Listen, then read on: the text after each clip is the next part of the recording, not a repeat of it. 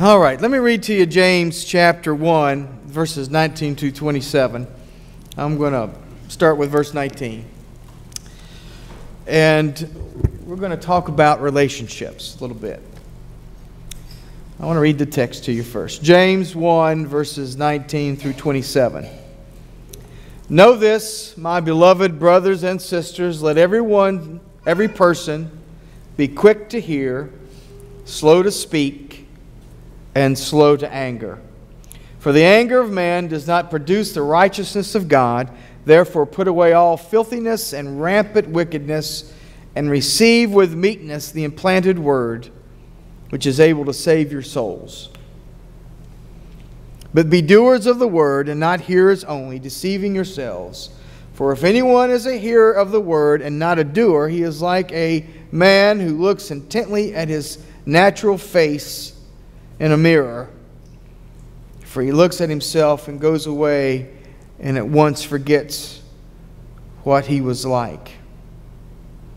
But the one who looks into the perfect law, the law of liberty, and perseveres, being no hearer who forgets, but a doer who acts, he will be blessed in his doing.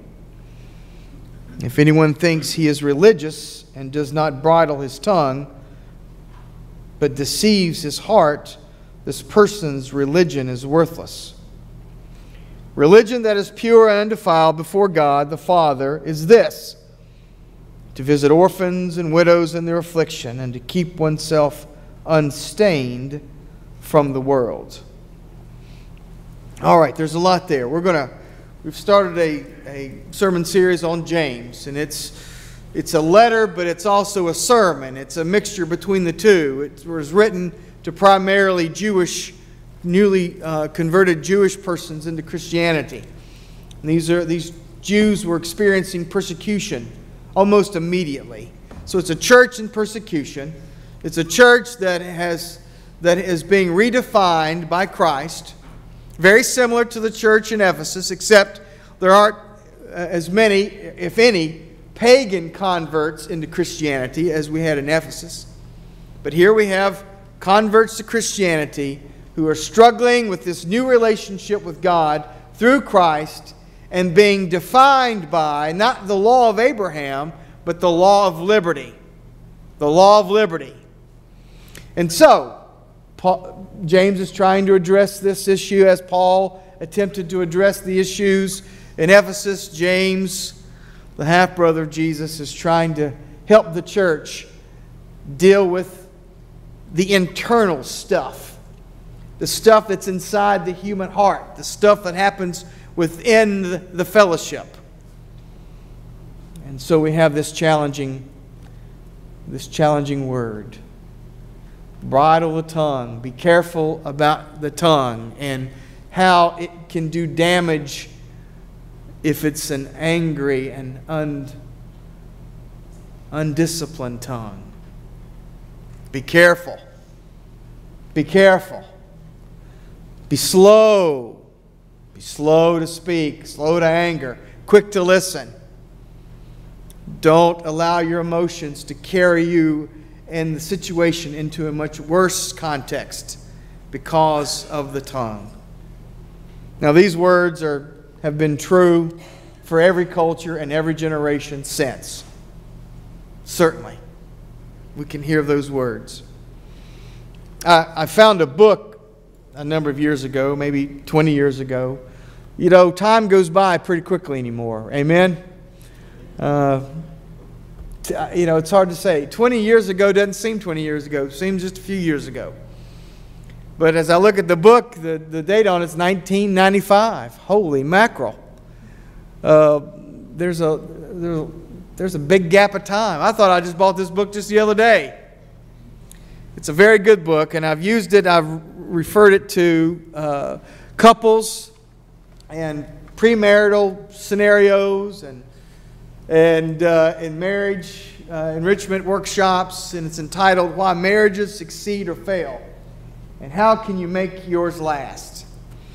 And this text reminded me of many of the conversations I've had with folk who are thinking about getting married or who were married and wanting to work through some issues. And And so I have them to read the book and to discover their own stuff.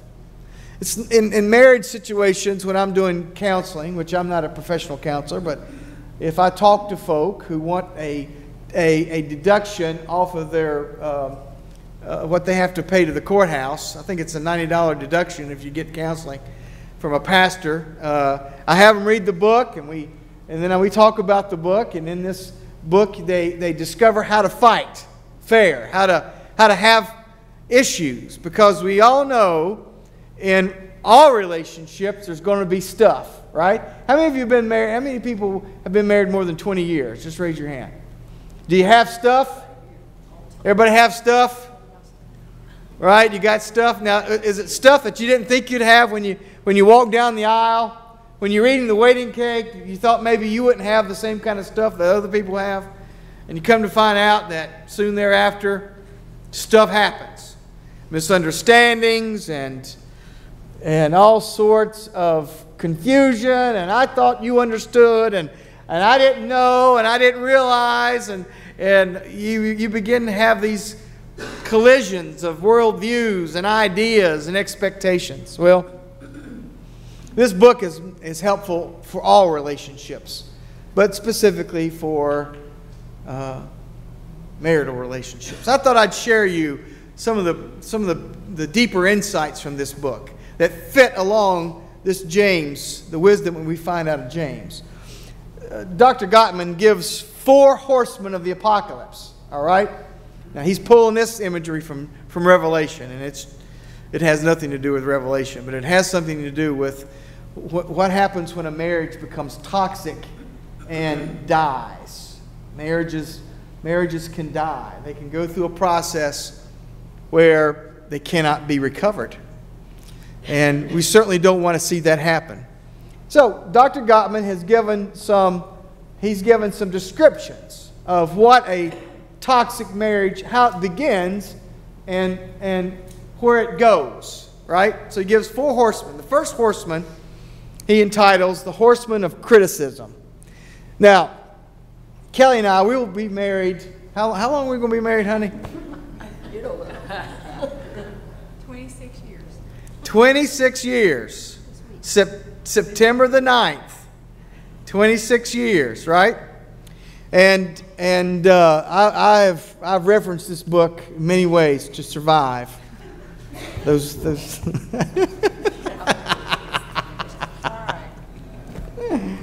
Oh, I had somebody. I think it was from this congregation said, "Well, Jay, you can't be all bad. Kelly's been with you now for more than 20 years, and she's wonderful. So, if that's any indication, you can't be all bad." I said, "Well, I'll take that. That's good." Kelly and I, we've been married. We've been together since 1985. We started dating at that point, and I was all business. Very little romance initially. I had a sense I was going to be called into the ministry as a Methodist pastor, and so I dated some Christian girls, and many of them were just not mentally healthy. They were not in good shape, and so I decided, well, I'm just going to go talk to preachers. I'm just going to go out and ask preachers. I said to pastors all over Bluefield and Welch and anywhere in between, I said, "Hey, I want the name of the prettiest girl you got in your church." See, I started right there. And they gave me names and numbers. They did. And so I started, pursuing some of these. And I would say to them, "Look, I'm going to be a Methodist preacher. If that's a deal breaker, I'll just take you back to the house right now. Don't have time. If you don't want to be married to a preacher, if you've got a problem with that, then you're not going to date one. So I'm not going to waste any money on you. Let's just go to the house." And I'm only sort of exaggerating a little bit here. Not a whole lot, really. Sadly, I'm not exaggerating much. And way back when I was in middle school or junior high, my grandmother told me about Kelly. She said, Jay, I want you to meet this girl that goes to my church. See, Kelly went to my grandmother's church. She's Church of God, and Miss Eulalia Ferguson. And I was in junior high school, and I'm thinking, I'm never going to date any girl that my grandmother wants me to date. That is not going to happen. I love you, Mamaw. I love your lemon pies. I love your personality. I don't think you're going to give me dating advice. No, thank you. So I just ignored Mamaw. And lo and behold, years later, guess who I meet at a football game? And we began to date, and her parents knew my parents, and that terrified them.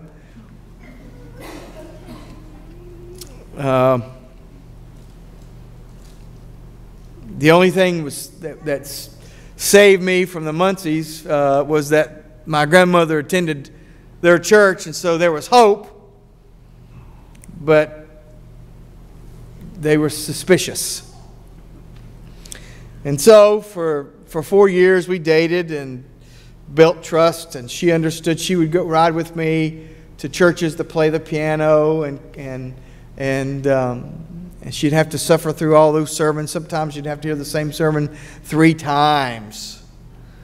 And we were married in 1989, and we were married on a Saturday, and I preached the next day. Mayberry, Elkhorn, Powhatan, United Methodist Churches. So Kelly and I, we've been together in ministry from the very beginning. It's been how we've understood our relationship. It's a ministry relationship, but it's much more than that. But it was important for us to have that clarified in the beginning. Now, sometimes we don't have an idea of what we're going to be about. Our lives change, and our callings change, our desires change, and that influences and impacts our spouses. And so there are issues that come up, and personality differences, and just life itself. And so it's good for us to have some tools, at least to take a look at how we can better address the stuff that happens, even among Christians who love the Lord and they love their spouse, but yet there are these collisions of expectations and feelings that do happen, and they can be toxic over time if they're not understood and addressed. So let's take a look at those. The first one he identifies as the horseman of criticism. Now he compares this to the word complaint.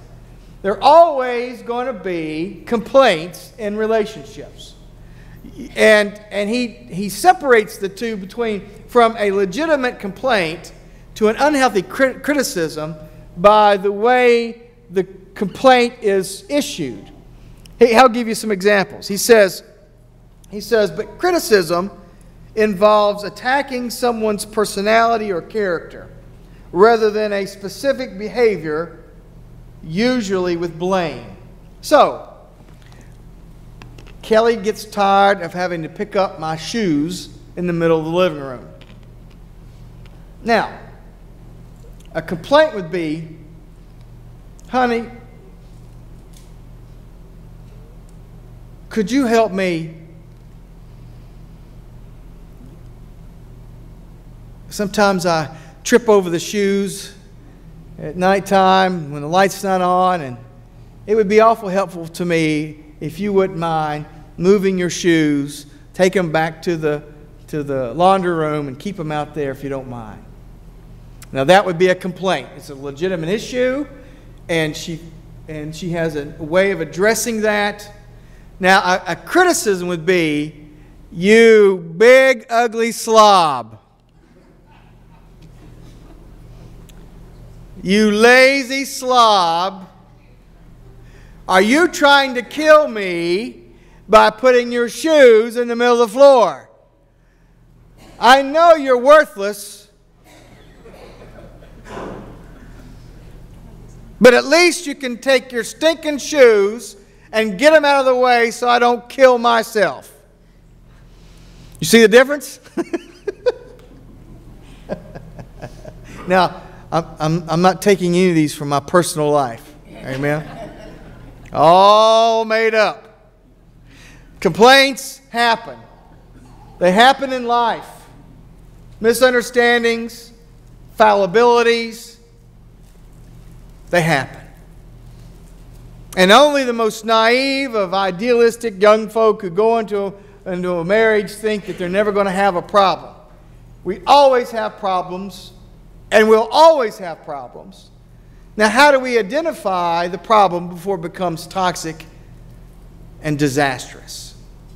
So, when you think in terms of your relationships, do you have legitimate complaints, and how do you articulate those? James invites us to think clearly, not out of our anger, but out of our intent for building up and improving the relationship rather than destroying it. Criticism destroys relationships. It doesn't improve it. Now, you might feel better calling your spouse, a lazy slob. You might just get that out of your system. But you also do damage in the name calling and by tearing down your spouse. So, you don't win by building yourself up by tearing somebody else down, especially in a marriage. So the idea is to articulate a complaint that is legitimate, but at the same time where both parties are lifted up and elevated, where the relationship is made healthier and whole. Now that's just the first one. There are three more, and he says they get progressively worse. All right? Now, when you get into the criticism phase where you're just launching personal attacks, now they may be over a legitimate issue, but you're attacking someone personally, you've crossed into a toxic way of relating to someone. So you want to pull back from the anger, address behavior and not character. Address behavior. Now, parents can do this with children. And we can tear down our children and name call. I mean, I've been in situations as a coach where I've heard fathers, some moms, but mostly fathers, tear down their sons and daughters, but primarily sons, over a sporting event, right? Because they weren't achieving or playing at a certain level, and these fathers were speaking to these 7, 8, 9-year-olds. Are you stupid? Can't you hear? Can't you pay attention? What is wrong with you? Are you brain damaged? And I'm looking at the child, and you can see what's happening in them, right? They don't want to be there anymore. They don't want to be there anymore. They're not interested in that sport anymore. And so we can't do that to our children. We can't do that to spouses. We need to encourage. Now, sometimes our children need to be challenged by paying attention. I've had too many of my 7, 8-year-olds eat grass out in the outfield. So, and I go out there and stand with them. And I'd say, now listen, pay attention now. Get ready, get ready, get ready. Pay attention.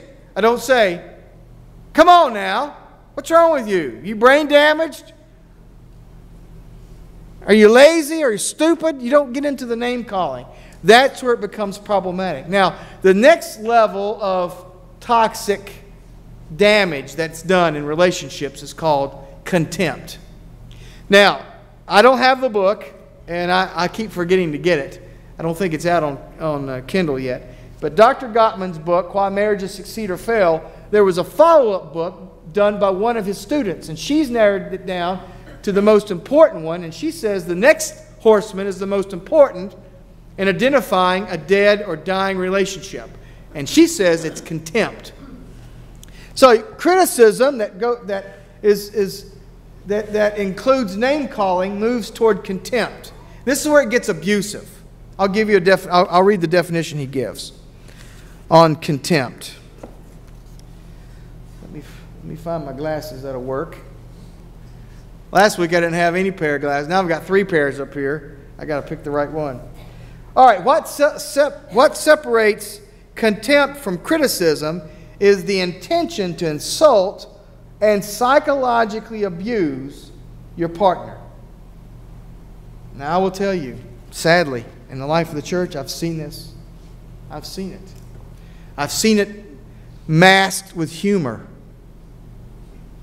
Oh my goodness. I was with a couple. We were going to a UT football game. Kelly was with me. That was back in the day when we were winning a few games.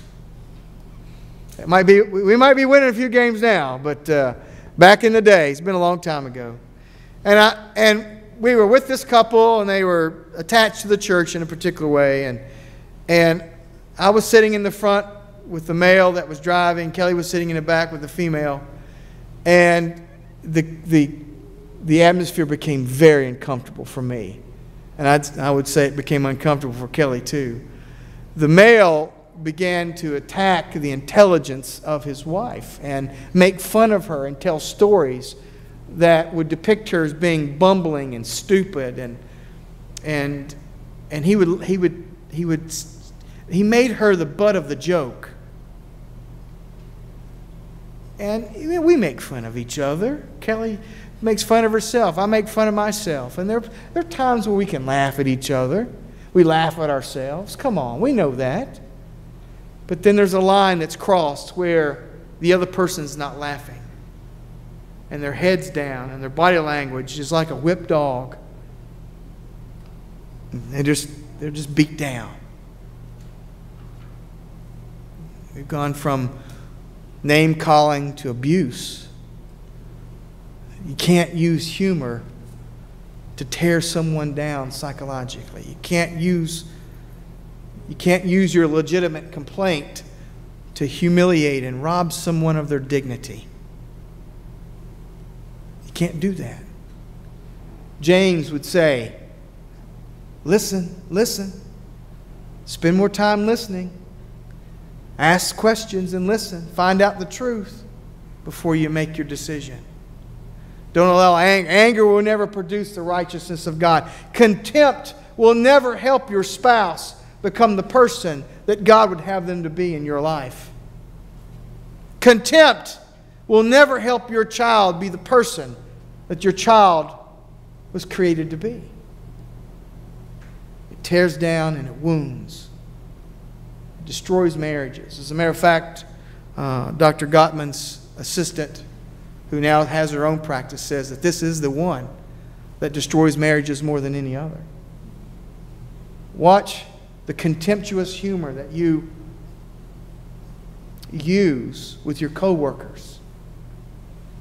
Be very careful. It's okay. You can earn a right to make fun of folk.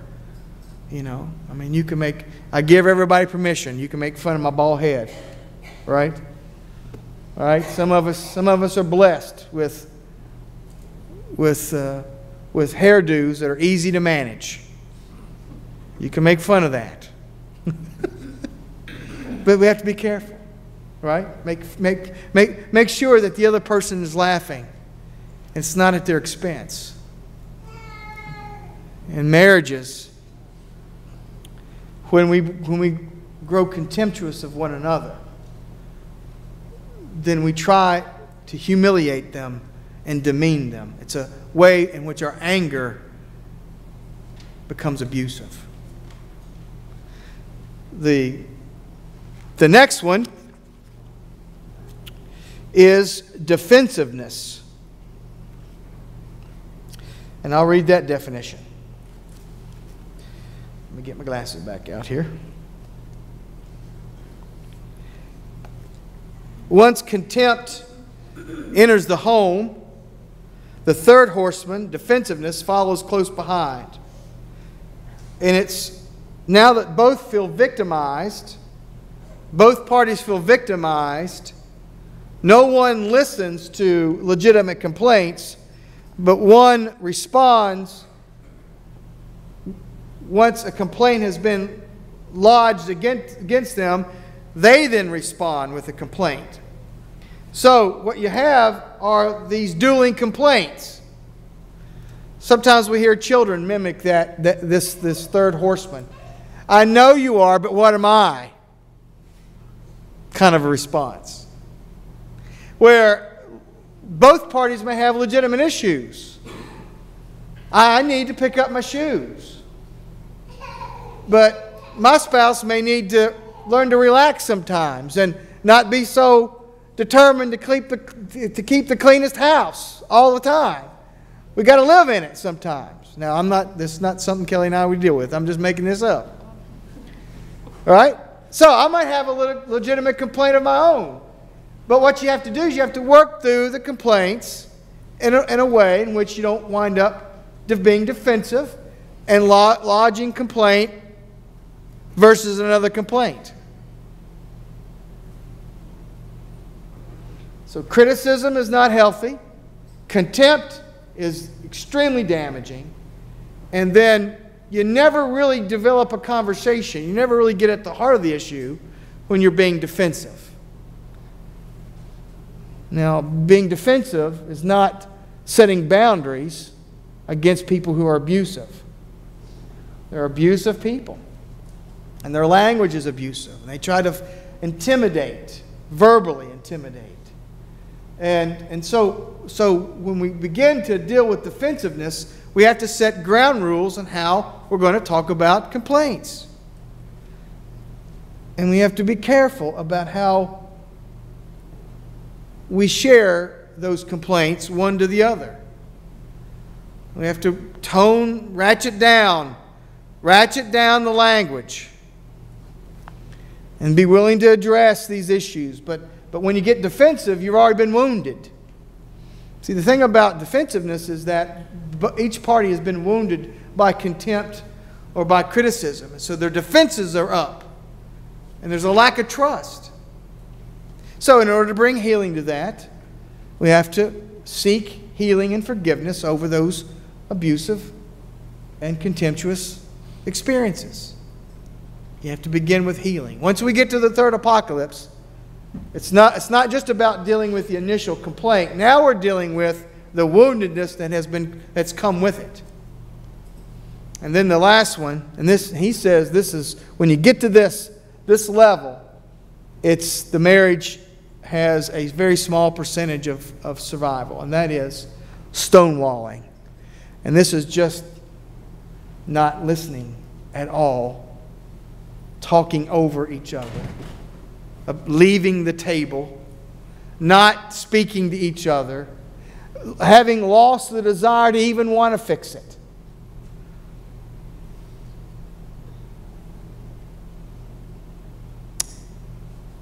Stonewalling is when both sides say, I'm done talking. And I'm done listening. And so what do you have left? What do you got left? Now James would, the epistle here of James would, he would add a few components to what Dr. Gottman has said in his book, Why Marriages Succeed or Fail. He would also say, now lean into the Word. Lean upon the Word. Let the Word be planted in you. See, what Dr. Gottman is trying to give us some ideas and some awareness, some education that we can use and apply to our own lives. But James says, now look, within the church, there is an active God working in each of us. There is an active God alive and working in us in our worship. And so it's not just about the husband or the wife or the couple or the parent and the child. It's not about the folk that are in a very bad relationship figuring it out on their own, even through a mediator, a human mediator. But there's a level in which the church has something to say, very hopeful, even to the family that arrives at the last horseman of the apocalypse, the stonewalling place where there's no more communication. And that is that God, our Creator, is able to do a work in us to heal the relationship, as bad as it may be, as bad as it may have gotten between us. We can still find wholeness because God is God and God can bring new life. And that life comes from the Word that is spoken. In James, there are all sorts of allusions to Genesis and to the Sermon on the Mount. I would recommend that you would track the Sermon on the Mount in James' letter. It's an interesting study. There are parallels there. But James is saying, don't forget about our Creator God, who can heal and recreate life in each of us. Then the last segment here is about worship. We have a way of evaluating ourselves as Christians by the way we worship. Now, worship is a very broad and it has many definitions and many expressions.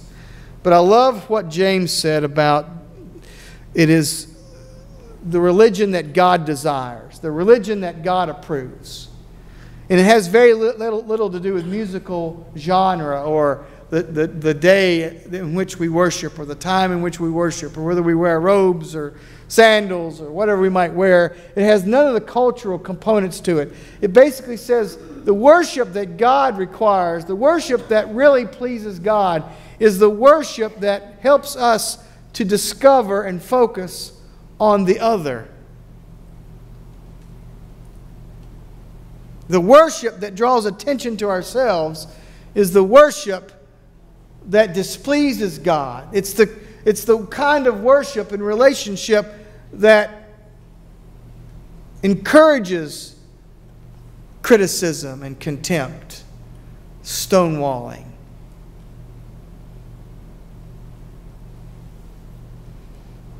But a religion that says, who are the orphans and the widows in my community? Now, we're not talking about just relationships and kin people here. We're talking about those who are not kin to us. That's the point. In the Jewish community, you were expected to take care of your biological family. That was law. That was understood. That was a part of the culture. But they did not have to take care of the widows and the orphans that were not related to them. What James is saying is look for the widows, the orphans, the people that do not have family, that are beyond the care of your biological family. Go beyond that into the world where people have been ignored and abandoned. And if you have religion, a religion that helps you bridle your tongue and helps you discover the other beyond ourselves, then you are indeed practicing a religion that pleases the Lord, that comes from the heart of God, that connects with the heart of God. And so,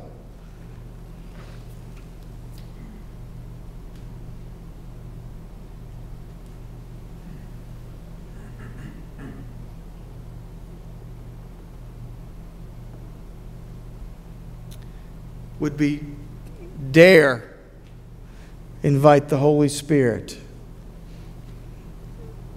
into our own personal lives, our individual lives? Would we dare ask God if God is pleased with our religion?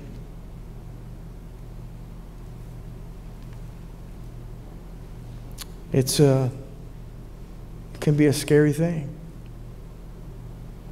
Clergy, we become very used to doing professional religious work, and sometimes our religious work lacks the personal connection with God.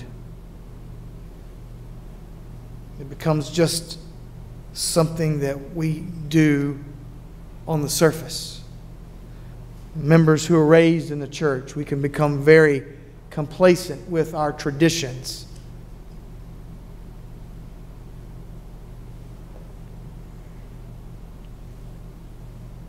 But let's dare to trust God's love and God's grace in each of our lives, where our marriages may struggle because of one of these characteristics, where our families, our business relationships, and our church may struggle with some of these issues. Let us depend upon the living God in our living worship experiences to transform each of us, and then manifest the doing aspect of it. A bridled tongue and a religion for others. Let's pray together.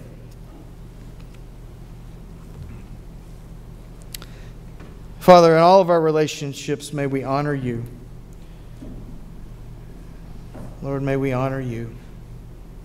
Forgive us where we have failed to bridle our tongues and our anger has done damage to our families and our co-workers and our church. Lord, may we find the grace, the wholeness, the forgiveness to be healthy families, building up each other rather than tearing down the other. May we find in all of our relationships the wisdom to navigate through the crises so that no one is left behind. And Lord, may our religion, may it lift up our eyes unto the Lord, beyond ourselves, and that we may discover within this congregation who are these widows and orphans that have been abandoned and left to the side.